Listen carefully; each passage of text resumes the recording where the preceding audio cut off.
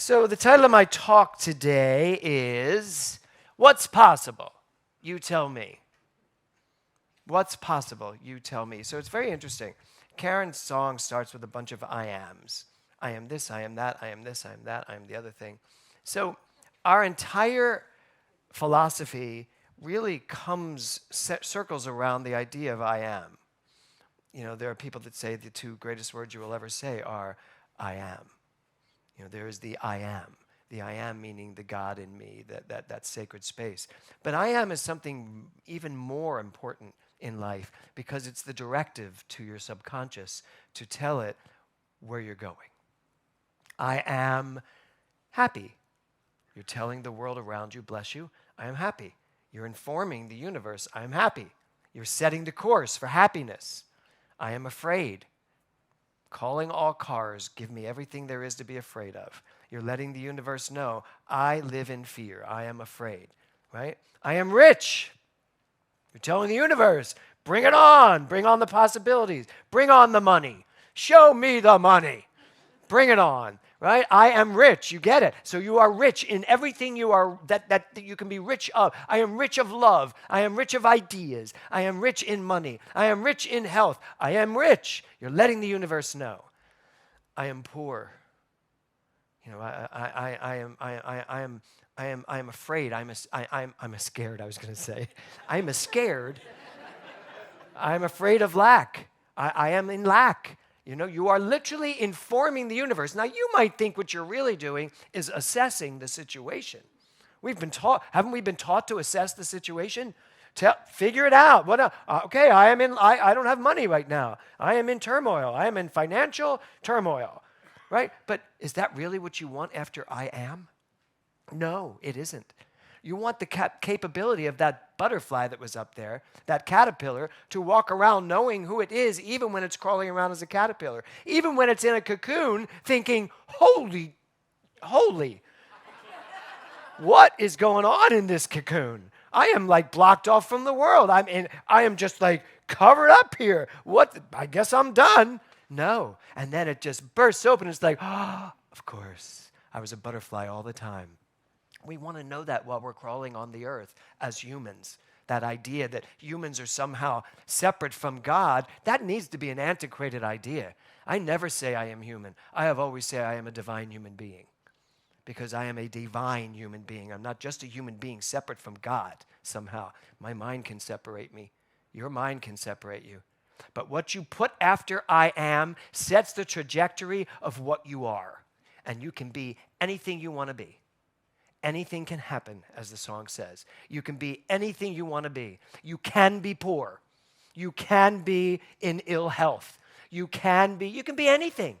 You can be rich. You can be famous. You can be successful. You can be lonely. You can be happy. You can be any. It's all right there for you to decide right after I am.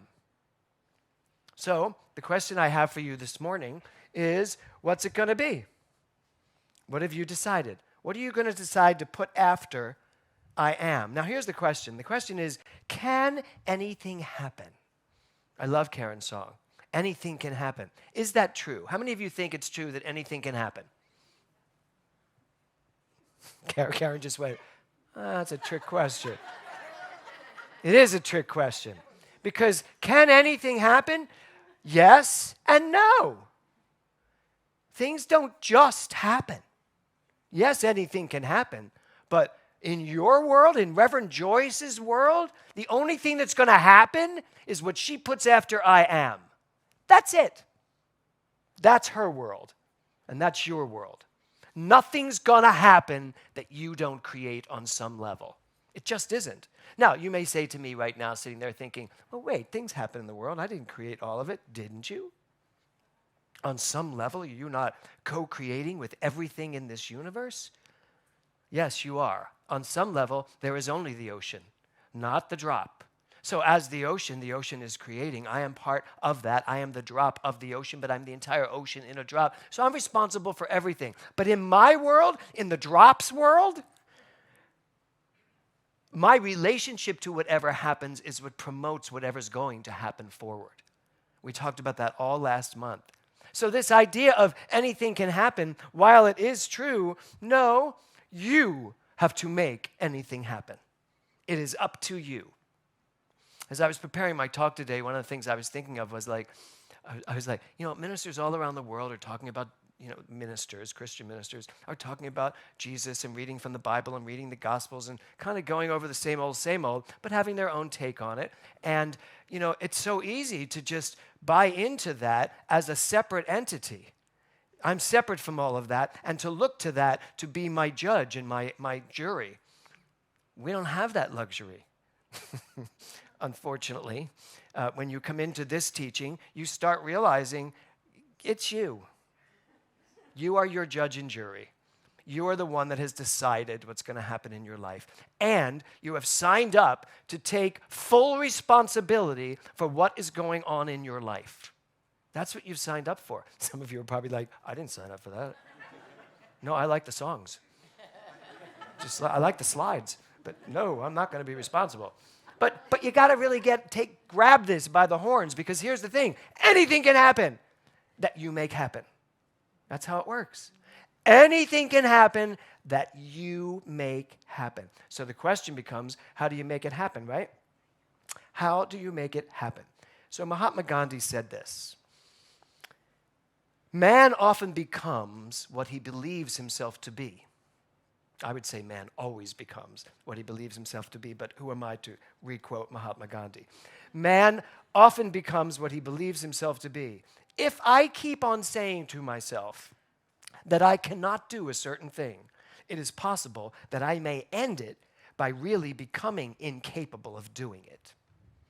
On the contrary, if I have the belief that I can do it, I shall surely acquire the capacity to do it, even if I may not have it at the beginning. And I want you to notice the word surely.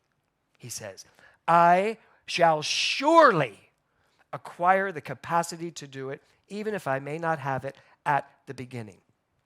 For me, I want to talk about acquire the capacity. How do I acquire the capacity to be successful at everything I choose? How do I acquire the capacity to live a healthy life? How do I acquire the capacity to, regardless of what's happening in the world, to keep straight, to keep focused on what I believe, what I know to be the truth? How do I acquire the capacity to do that? So, where does your capacity to become come from? Where is that? Where does your capacity to become come from? Where does possibility come from? If I stand up here saying everything is possible, where does that come from? Why is everything possible? These are the questions I have. This is the stuff that I continually want to know about life. Why is everything possible? Why do I have the capacity to succeed? Why do I have the capacity to succeed even if I don't have the talents necessary to succeed? Am I willing to believe that everything is possible regardless of whether I think I can do it or not? That's what Suzanne's talking about courage. When I moved to New York, my family was horrified that I was moving to New York, thinking I was going to have a career. They did. Apparently, I wasn't smart enough to know that I didn't have the talent to succeed. They all seemed to think that, but I didn't. Although my father did say, go, but I think that's because he wanted me gone. I did not have what it would have taken to go to New York and succeed. I did not have the dance training necessary. I did not have the singing training necessary. I had no acting training necessary. What did I have? Chutzpah. I had belief. I just knew it. I knew it was possible. It was possible to go star on Broadway. Notice I didn't say to be in the chorus. I said star on. I wanted to star on Broadway. And I did within a very, very short period of time. Interestingly enough, some of the greatest minds in the business, Stephen Sondheim, Leonard Bernstein, Jerome Robbins, all chose me to do a role I was incapable of doing when they hired me. Sometimes I just wonder what they were thinking. I really do. Sometimes when I look back at West Side Story, and I remember that first day of rehearsal when Jerry Robbins was like, we're going to just do some, whatever those things are called. I still don't know what they're called. Into the room. It's this thing where you dive up, and I was like, The hell do you do that? And all these ballerinas are like, and up, up. And I remember, go back to the back of the line. And I'm just like, I'll go finally. And I just started doing it. And when I got to the other side, I went, oh, that was easy. That's how my life went that whole time. Yet I was front and center. Why? Not because I had the talent. Truthfully, I did have the talent, but not because I should have known I had the talent. There is something in you. So the question I'm asking is, where does that come from? Well, frankly, when I look back now, I remember I was a very spiritual boy.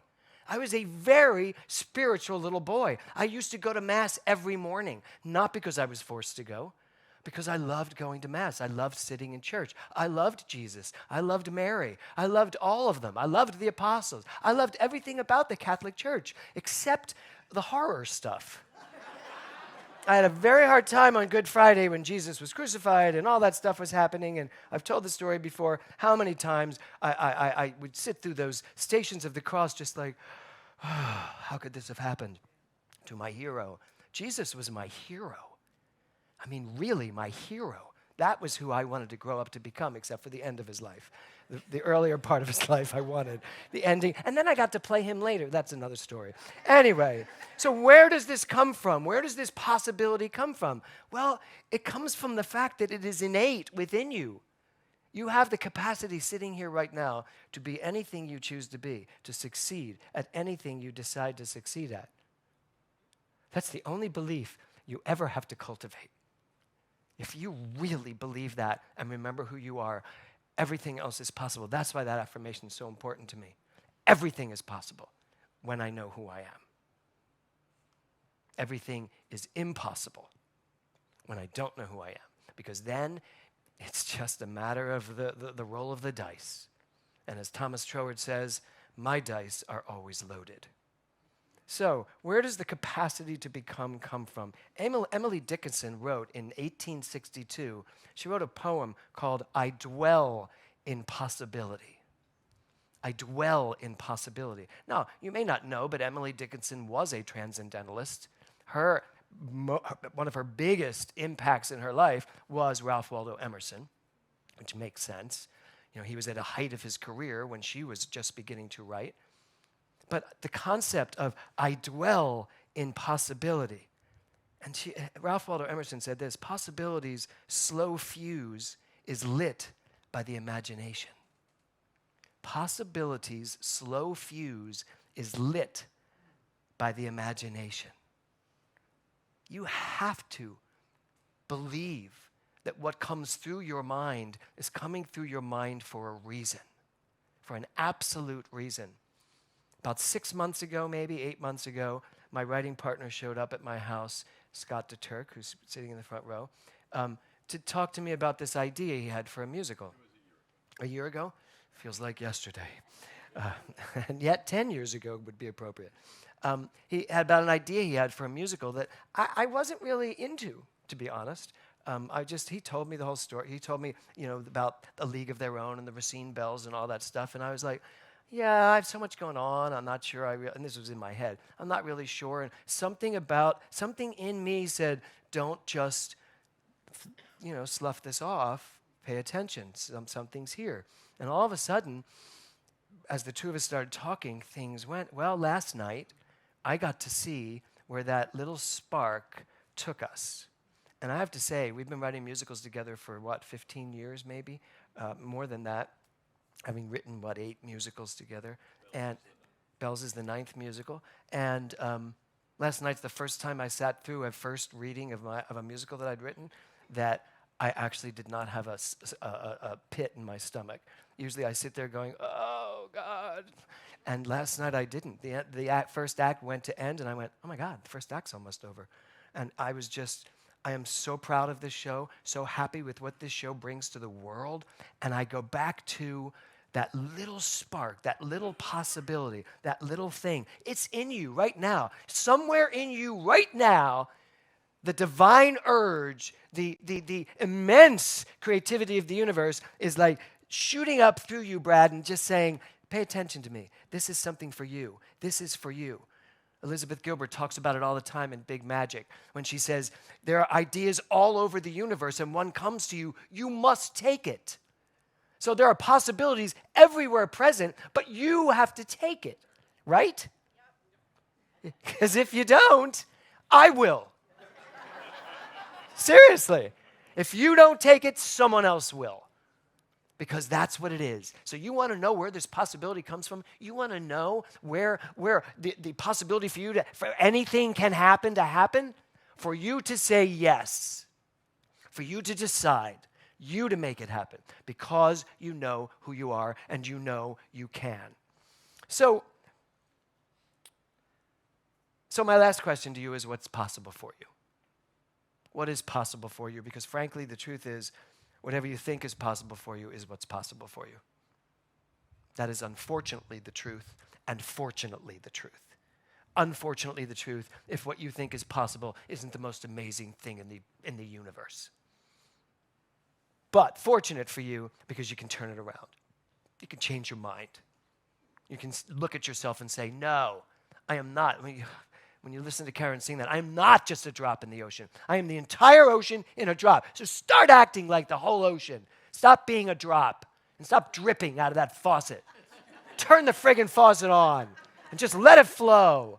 That's what the universe is asking you to do. Ernest Holmes says this, to those who lean on the ever outstretched arm of the infinite, life is big with limitless possibilities. He says, in those moments when you let go of all restriction, of all sense of limitations, consciously using your word for definite purposes, you will discover a hidden power of which you have never dreamed. It is time for us to discover this hidden power that we may never even have dreamed big enough to understand. Who you are is so much bigger than who you are being. And I'm not judging you at all, because some of you are doing amazing things, but there's even more amazing things to do. You have no idea how much there is to tap into. You have no idea how much will come forward if you just say, yes, I will do this. You have no idea what will happen if you listen to the pure, limitless possibility that is your birthright. If you listen and allow it to take you to wherever you need to go to say yes, you have no idea what your life is going to be like. But I can tell you this, you have a whole month to figure it out. Namaste. Thank you. Thank you. Thank you. Thank you.